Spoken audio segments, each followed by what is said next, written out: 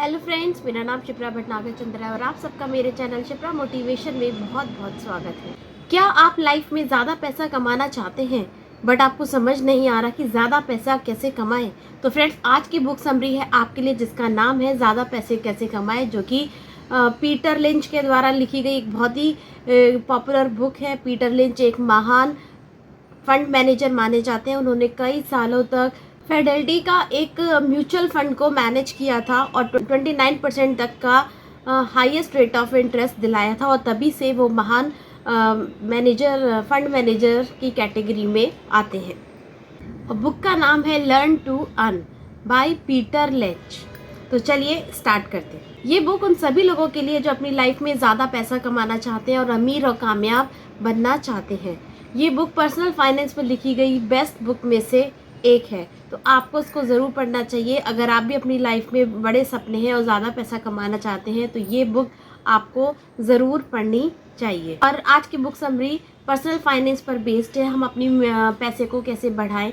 Life में investment एक बहुत इंपॉर्टेंट टॉपिक होता है, बट अक्सर स्कूल में इसी टॉपिक पर ज़्यादा बात नहीं होती, जिसके कारण ये टॉपिक हमारा कहीं ना कहीं मिस हो जाता है और हम कम एज से इन्वेस्टमेंट की पावर को नहीं समझ पाते हैं। और स्कूल में ये भी नहीं सिखाया जाता कि कैसे हम अपने पैसों को बचाकर उन्हें कम उम्र से ही निवेश में लगाएं, ताकि हम अपने भविष्य के साथ अपने देश की भी अर्थव्यवस्था को उज्जवल कर सकें। तो फ्रेंड्स, आज हम इसी टॉपिक पर बात करेंगे और इसी book summary learn to earn को हिंदी में सुनेंगे। फ्रेंड्स, लेकिन जितने भी बड़े और अमीर और कामयाब लोग होते हैं, वो अक्सर उनका जो दिमाग होता है वो अपने पैसों को हमेशा, अपनी मनी को डबल ट्रिपल करने में ही लगा रहता है, और वो इस कला को बहुत अच्छे से जानते हैं कि कैसे अपने पैसों को दुगना या चौगुना किया जाए, कहाँ इन्वेस्ट किया जाए और किस तरीके से बहुत अच्छा रिटर्न लिया जाए। इस बुक को हम 10 पार्ट्स में कवर करेंगे। सबसे पहले हमारा आता है आर्ट ऑफ मनी मेकिंग। अक्सर आपने सुना होगा कि पैसे को पैसा खींचता है, और ज़्यादातर अमीर और कामयाब लोग इस कला को जानते हैं, इसलिए वो पैसे से पैसा बनाते हैं। और अगर हम भी अमीर और कामयाब बनना चाहते हैं तो हमें भी निवेश की ताकत को समझना होगा। इसका सेकंड पॉइंट में हम कवर करेंगे पावर ऑफ मनी। फ्रेंड्स, जब भी हम ज़्यादा पैसा कमाने के बारे में सोचते हैं तो सबसे पहला ऑप्शन हमारे दिमाग में आता है शेयर मार्केट। नो डाउट इसमें बहुत ज़्यादा पैसा होता है, बहुत सारे लोगों ने बहुत अच्छी वेल्थ भी क्रिएट करी है, बट ये कई बार रिस्की ऑप्शन भी हो जाता है, और कई बार बहुत सारे लोगों का बहुत सारा पैसा भी डूब जाता है। तो ऐसा नहीं है कि शेयर मार्केट गलत है। शेयर मार्केट एक अच्छा रिटर्न दे सकता है अगर आपको बाज़ार की अच्छी समझ है, शेयर बॉन्ड की अच्छी समझ है, तो आप लाइफ में शेयर मार्केट के थ्रू भी बहुत अच्छा पैसा कमा सकते हैं, बट आपको प्रॉपर नॉलेज होनी चाहिए, तभी आप अच्छा रिटर्न ले सकते हैं। आप जितना जल्दी शुरू करेंगे उतना ही ज़्यादा आप रिटर्न यहाँ से प्राप्त कर पाएंगे। तो जितना जल्दी हो सके उतनी जल्दी अपने निवेश को शुरू करिए। नेक्स्ट चैप्टर में मार्केट की कहानी को बताया गया है। फ्रेंड्स, एक्चुअली शेयर मार्केट पहले होता क्या है, देखिए, जिसके पास कई बार कंपनी मार्केट से पैसा उठाने के लिए भी अपनी कंपनी का कुछ हिस्सा पब्लिक कर देती है, जिसको लोग पैसा देके खरीदते हैं, और इस तरीके से जितनी ज़्यादा आपके पास कैपिटल होगी उतना ज़्यादा आपके प्रॉफिट के चांसेस बढ़ जाते हैं, और इसका मतलब है कि उतना ज़्यादा कंपनी का शेयर आपके पास है। तो ये मार्केट से पैसा उठाने का एक बहुत ही अच्छा तरीका है। बड़ी बड़ी कंपनीज बैंक से लोन लेने के अलावा इस तरीके का भी फॉलो करती हैं। नेक्स्ट इसमें बताया गया है बैंक और पॉलिटिक्स का रोल। कंपनी की ग्रोथ रेट पे सबसे ज़्यादा जो असर पड़ता है वो बैंक और पॉलिटिक्स का ही पड़ता है। शेयर बाजार की शुरुआत 1850 में हो गई थी।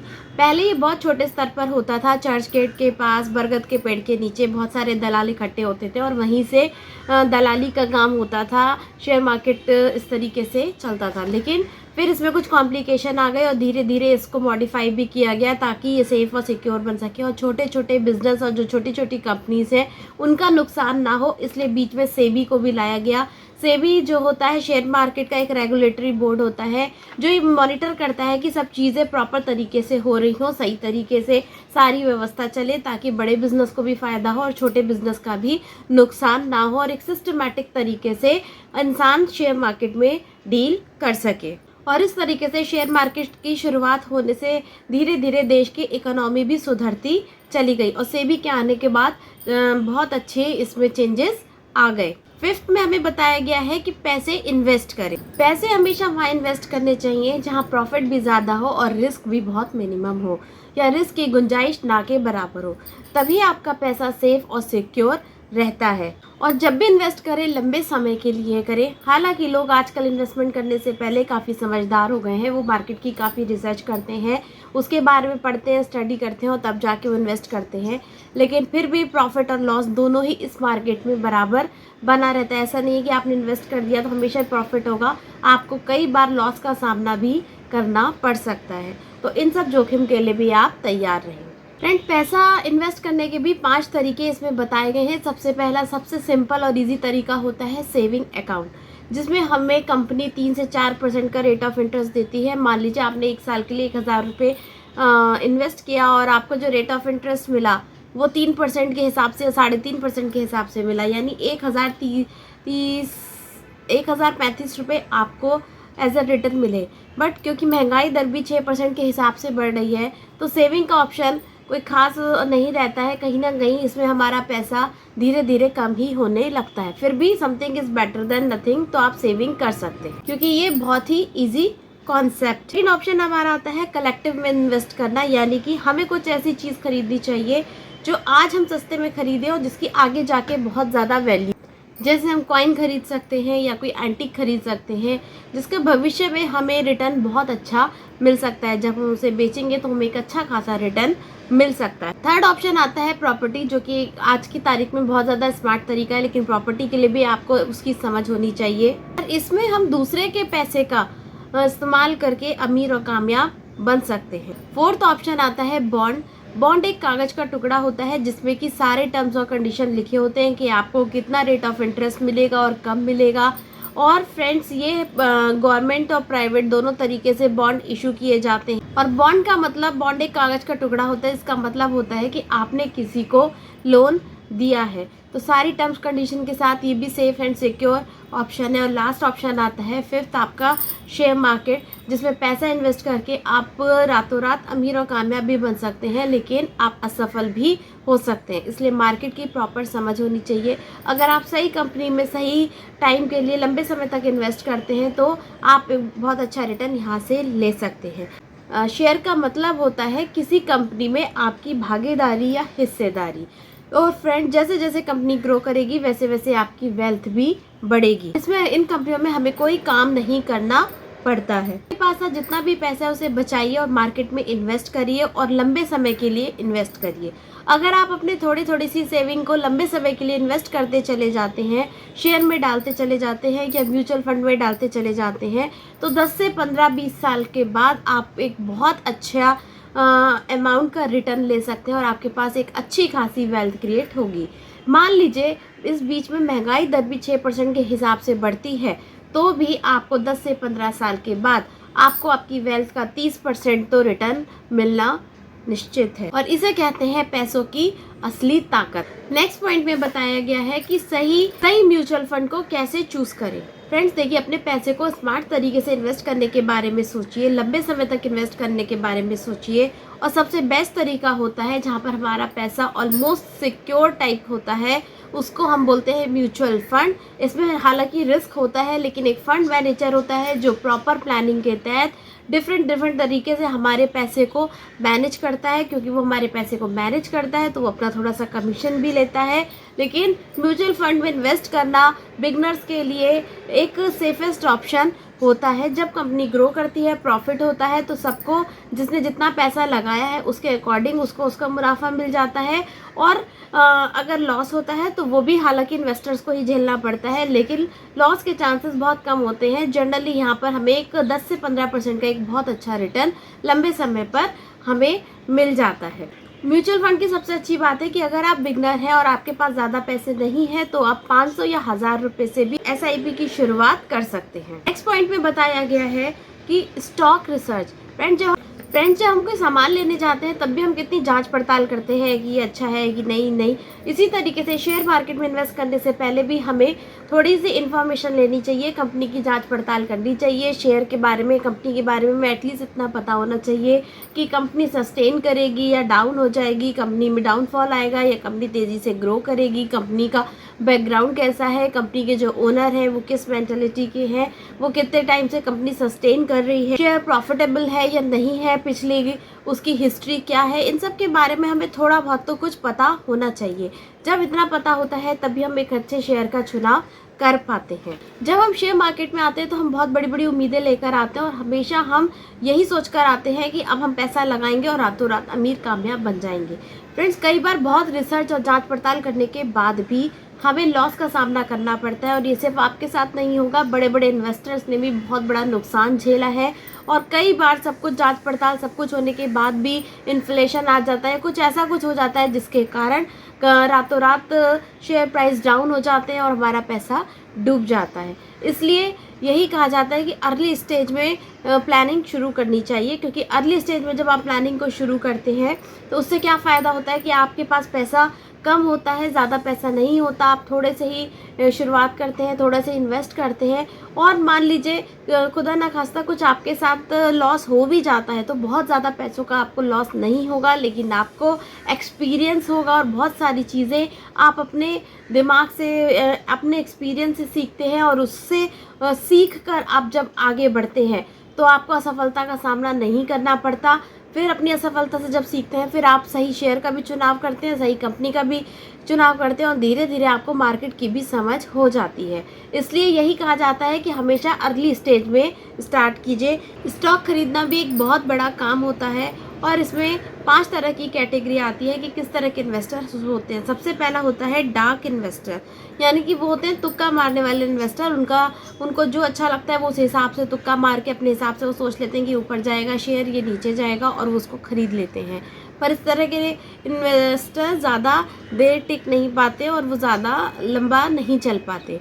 सेकंड हमारे आते हैं हॉट टिप इन्वेस्टर, जहाँ कि ये वो इन्वेस्टर्स होते हैं जो बड़ी बड़ी पार्टीज़ में जाते हैं और किसी को बात करता हुआ सुन लेते हैं कि ये कंपनी देखो बहुत तेज़ी से जा रही है तो उसका तो शेयर बहुत ऊपर जाएगा, और वो ऐसी सुनी सुनाई बातों पे या ऐसे बिजनेस जब बड़ी हाई पार्टीज़ में जाते हैं और ऐसा सुन के वो इन्वेस्ट कर देते हैं। तो इस टाइप के भी ओके होते हैं।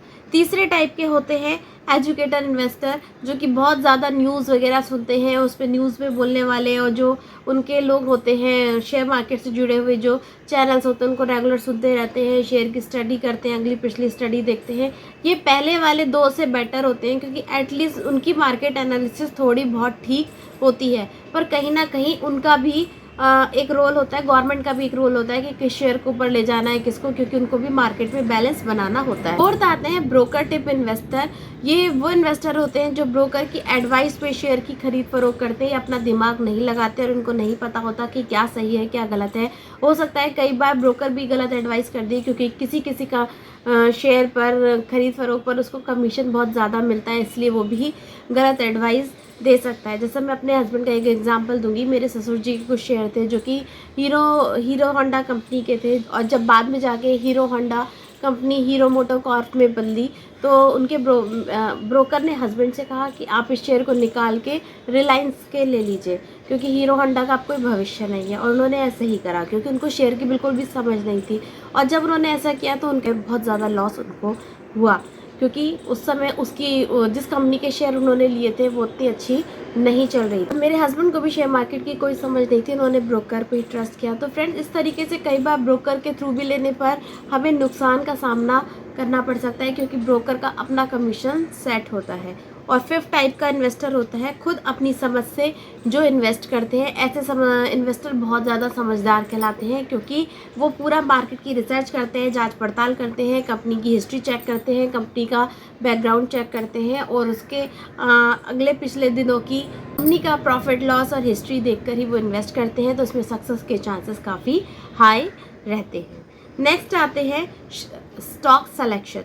फ्रेंड्स, हमें अपने स्टॉक का सिलेक्शन भी बहुत स्मार्टली करना चाहिए। कभी भी लॉस होने से मत डरिए, उसके लिए गुंजाइश रखिए कि हाँ, अगर प्रॉफिट है तो लॉस भी होगा। बड़े से बड़े इन्वेस्टर जिन्होंने यहाँ से बहुत पैसा कमाया है, उन्होंने भी लॉस का सामना किया, और छोटा मोटा नहीं, अच्छे बड़े लॉस को सामना करा है। तो रिस्क हर जगह रहता है, यहाँ पे भी कैलकुलेटिव रिस्क होता ही है। तो उसको माइंड में रख के शेयर मार्केट में आइए और अपनी शेयर की जर्नी को स्टार्ट कीजिए। कोई शेयर लें, आप उसको लंबे समय तक के लिए होल्ड कीजिए, क्योंकि लंबे समय तक होल्ड करने से, मान लीजिए एक शेयर की कीमत 100 रुपये है और वो बढ़ के 1000 रुपये हो जाती है, तो आपको 10 गुना रिटर्न दे देती है। तो अगर आपको कुछ अगला पिछला लॉस भी हुआ है तो वो सब एक ही शेयर से कवर हो जाता है, या आप नो प्रॉफिट नो लॉस की स्टेज पर होते हैं। तो शेयर हमेशा लंबे समय तक आप होल्ड कीजिए। जब आप लंबे समय तक इन्वेस्ट करते हैं तभी आपको यहाँ से बहुत ज़्यादा प्रॉफिट होता है। नेक्स्ट हम आएंगे life cycle. Friends, life cycle की बात करेंगे। जिस तरीके से इंसानों की लाइफ साइकिल होती है,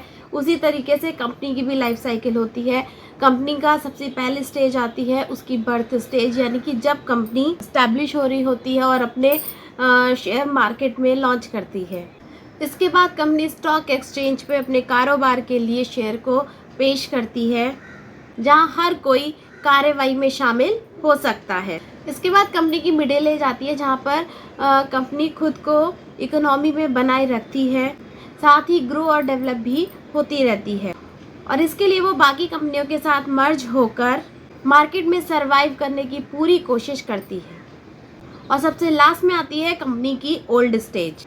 इस स्टेज में कंपनी जो सरवाइव कर पाती है वो सबसे अच्छी कंपनी मानी जाती है, और उसमें इन्वेस्ट करना बहुत ही फ़ायदे का सौदा रहता है। अगर आप ऐसी कंपनी में 25 सालों के लिए इन्वेस्ट करते हैं तो आने वाले 25 सालों में आप एक अच्छी खासी मोटी रकम यहाँ से कमा सकते हैं। आमतौर पर इकोनॉमिक क्लाइमेट भी शेयर के दामों को इन्फ्लुएंस करती है। तब जब ज़्यादा डिमांड होती है तो कीमत बढ़ जाती है, और जब डिमांड कम होती है तो मार्केट प्राइस डाउन हो जाता है। और कहीं ना कहीं गवर्नमेंट का भी बहुत बड़ा हाथ होता है, क्योंकि वो उसको बड़े और छोटे निवेशक दोनों को साथ में लेके चलना होता है, एक बैलेंस बनाए रखना होता है। इसलिए गवर्नमेंट एक बैलेंस का काम भी करती है। और जब डिमांड कम होती है तो मार्केट प्राइस डाउन हो जाते हैं, जिसे मंदी का दौर कहते हैं, और कहते हैं मार्केट ठंडा है। जिसे ठीक करने के लिए सरकार कैश फ्लो को इकोनॉमी में कम और ज़्यादा करके बैलेंस करती है, ताकि मार्केट की व्यवस्था सुचारू रूप से चलती रहे। हमें अपनी अर्ली स्टेज से ही स्टार्ट कर देना चाहिए। बड़े बड़े निवेशक, वॉरेन बफे, इन सब लोगों ने मात्र 11, 12, 13 साल की उम्र से स्टार्ट करना शुरू कर दिया था। 40 प्लस की एज तक तो आते आते ये सारे लोग अरबपति खरबपति बन गए थे, और इनको मार्केट की इतनी समझ हो गई थी कि दुनिया भर का एक महान निवेशक इनको माना जाता है। इसलिए जितना जल्दी हो उतना जल्दी शुरू करें, क्योंकि जितना जल्दी शुरू करेंगे उतना अच्छा रिटर्न मिलेगा। और अगर फिर भी आपको मार्केट की समझ नहीं है तो एटलीस्ट म्यूचुअल फंड में 500,000 रुपये की SIP से तो आप बहुत आसानी से इन्वेस्ट करना शुरू कर सकते हैं। तो आइए इसको अब थोड़ा सा समरी देखते हैं। फ्रेंड्स, शेयर बाजार की आज की बुक समरी में हमने देखा कि अगर हम मार्केट से ज़्यादा जल्दी पैसा कमाना चाहते हैं तो हमें शेयर मार्केट में पैसा इन्वेस्ट करना चाहिए। और शेयर मार्केट में लॉन्ग टर्म प्रॉफिटेबल एक बिजनेस है, यानी शेयर मार्केट में लॉन्ग टर्म के लिए ही हमें पैसा इन्वेस्ट करना चाहिए, और वही रिटर्न के लिए एक अच्छा ज़रिया माना जाता है। लेकिन इसमें पेशेंस और डिसिप्लिन की भी ज़रूरत पड़ती है। बिना पेशेंस के आप किसी भी काम को सक्सेसफुली नहीं कर पाएंगे, ज़्यादा देर नहीं टिक पाएंगे। और साथ ही साथ आपको बाज़ार की समझ और कंपनी की जानकारी भी होनी चाहिए कि कहाँ पर इन्वेस्ट करें, कैसे करें, कंपनी की हिस्ट्री क्या है, उसका बैकग्राउंड क्या है, उसका प्रॉफिट, उसका लॉस मार्जिन क्या है, ये सारी चीज़ें भी आपको अच्छे से पता होनी चाहिए। आमतौर पर उन कंपनियों को पसंद किया जाता है जिनके रेवेन्यू और प्रॉफिट लगातार में बढ़ोतरी होती रहती है, जो कंपनियां अच्छे से रिटर्न देती हैं, लंबे समय तक सस्टेन करती हैं। ये बहुत रिलायबल होती है और इसमें इन्वेस्ट करने पर हमें रिटर्न भी बहुत अच्छा मिलता है, और लोग भी ऐसी कंपनियों में इन्वेस्ट करना ज़्यादा पसंद करते हैं। कई बार पूरी कोशिश करने के बाद, पूरी जानकारी होने के बाद भी हमें लॉस का सामना करना पड़ता है। तो हमें इन सब छोटी मोटी परेशानियों से घबराना नहीं है। हमें पूरे प्लानिंग और एजुकेशन के तहत ही शेयर इंडस्ट्री में आना चाहिए और अपने पैसे को मल्टीप्लाई करना, इन्वेस्ट करना सीखना चाहिए। जल्दबाजी में कभी भी कोई फैसला ना लें। यहाँ पर लोग अपने अनुभव से सीखते हैं, और अनुभव आपको गलती करने के बाद ही आता है। इसलिए सही प्लानिंग करें, इंतज़ार करें, उसका ग्रोथ हिस्ट्री देखें और उसके बाद ही आप शेयर मार्केट में पैसा इन्वेस्ट करें। तो फ्रेंड्स, आई होप आपको भी ये बुक समरी पसंद आई होगी। अगर पसंद आए तो प्लीज़ लाइक, शेयर और सब्सक्राइब कीजिए। और नेक्स्ट आप कौन सी बुक समरी सुनना चाहते हैं, प्लीज़ मुझे कमेंट सेक्शन में ज़रूर बताइए। तब तक के लिए खुश रहिए, मस्त रहिए, आगे बढ़ते रहिए। मिलते हैं हम अपनी नेक्स्ट वीडियो में, तब तक के लिए गुड बाय।